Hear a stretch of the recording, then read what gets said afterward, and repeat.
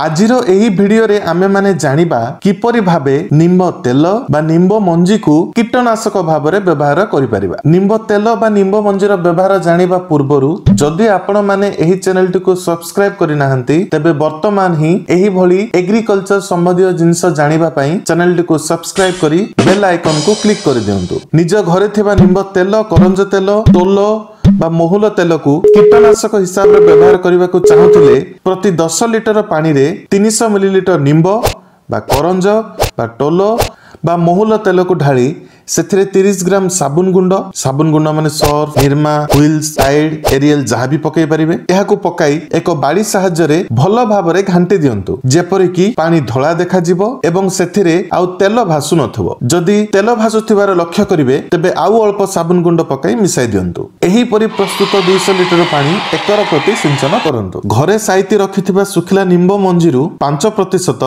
निम्ब मंजी उद्रतांश प्रस्तुत करबा को चाहुथिले सिंचन पूर्व दिन संध्यारे 500 ग्राम सुखिला निम्ब मंजी को गुंड करी 1 लिटर पानी रे बतुराई दियंतु। परदिन सिंचन पूर्वरु ताहाकु भलो भाबरे चकटी देई पतला कना सहाय्य रे छाणी दियंतु। बाहरी थिबा खदा गुडीको खेत माटी रे मिसाई दियंतु एवं छाणीला परे जे निम्ब पानी बाहरिला सेथिरे आउ पानी मिसाई 10 लिटर करंतु एवं सेथिरे 20 ग्राम साबुन गुंड फेंटी देई खेतरे सिंचन करंतु। एही उपाय रे प्रस्तुत 200 लिटर निम्ब मंजी उद्रुतांश एकर प्रति थरके सिंचन करंतु। तेबे आमे काहे कि साबुन गुंडर व्यवहार करिबा एवं एही जो 5% निम्ब मंजी उद्रतांश कहूछु ताहाकु इंग्रजी रे कोन कुहा जाय कमेंट बॉक्स रे निश्चित जणांतु। जदि वीडियोटी भल लागि थाए तबे लाइक करंतु अन्य चासी भाई मानक मध्य रे शेयर करंतु। धन्यवाद।